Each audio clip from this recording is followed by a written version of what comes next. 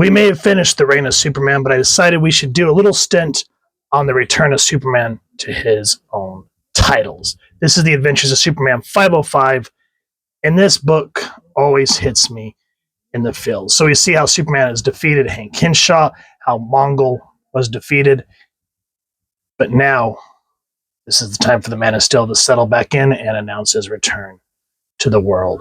So I love how it just opens up on a dirty apartment. We hear tick, tick, tick, tick. Huh? What time is it? I'll kill that bird. Finally fell asleep after days of trying to find out about Coast City and worrying about Clark. And just that panel right there. Just the power behind it, showing the man that loves his woman with everything that he is, both Kryptonian and human. And we see them finally reunite. And it says, there isn't a doubt in her mind, and she's in his arms, faster than a speeding bullet. Excellent way to reunite these two longtime lovers. Now, before we go further into this book, this is Carl Kessel writing and Tim Grummett doing the pencils, Doug Hazelwood inks, Albert de Guzman doing the lettering, and Glenn Whitmore was the colorist.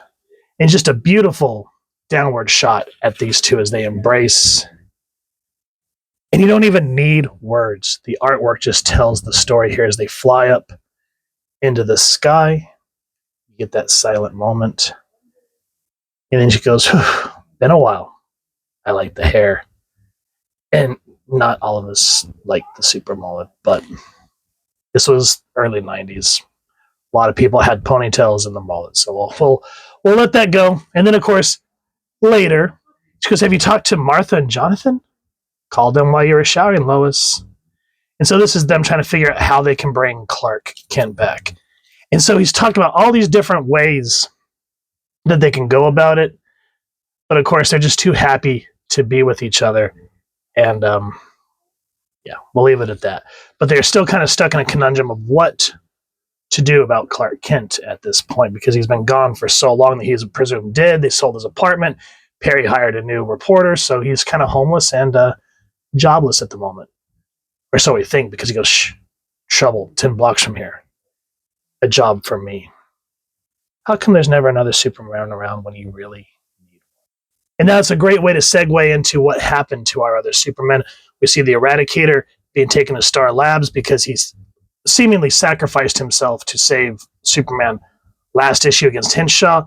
Still is in a lot of pain because of what happened, stopping the cyborg Superman by basically throwing himself into a giant-ass cog.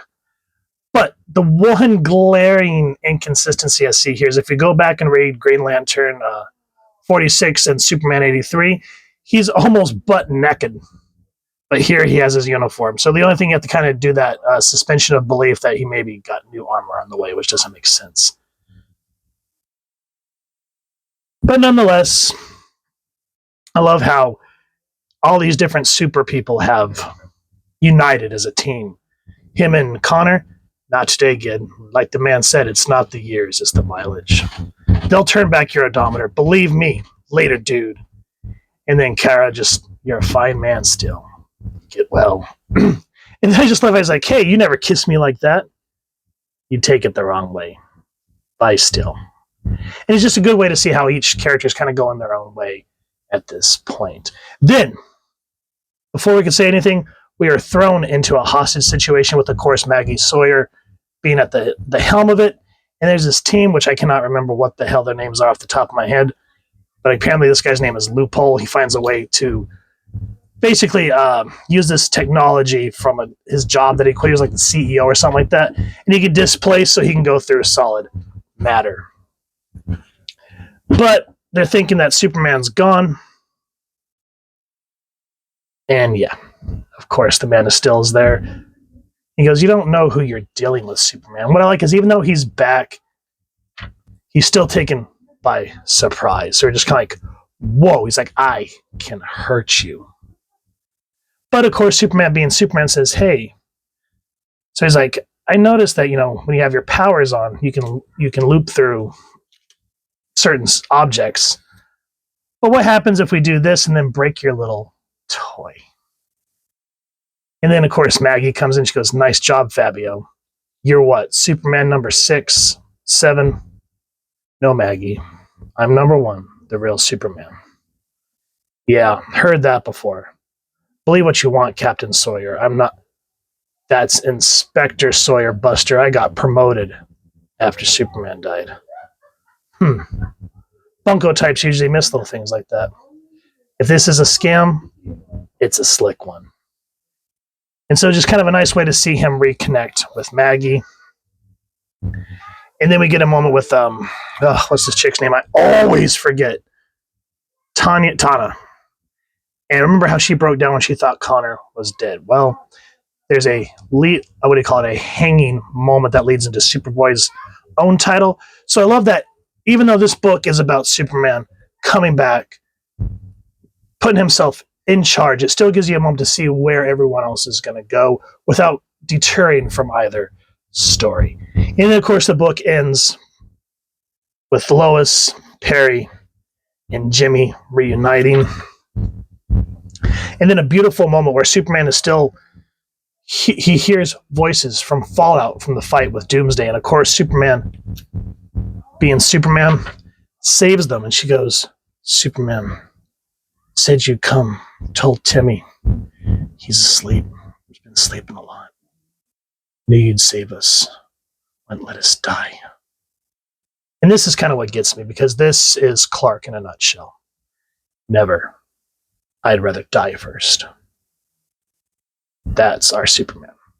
I don't care if people call him nerdy, quirky, hate on him. Superman is the heart.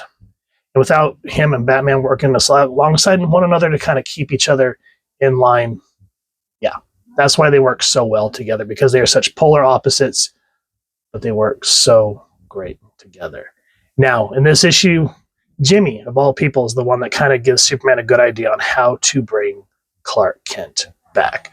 So if you want to know, please first and foremost, support your local comic shop and grab this issue. I didn't appreciate it when I was a kid because I was too young to realize the little nuances, but as I get older, it's an absolutely fantastic issue, especially this panel.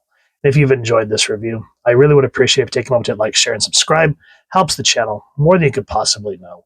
And if you don't mind hitting that fancy little super bell next to subscribe, that way as I continue to upload content, you guys get notified. Come to the channel, and I love talking with you all and hearing your thoughts and feedback down in the comments below or the socials, which I'll make sure to leave the links down in the description. So with all that said, hope y'all continue to have an absolutely amazing day reading, and happy hunting, everyone.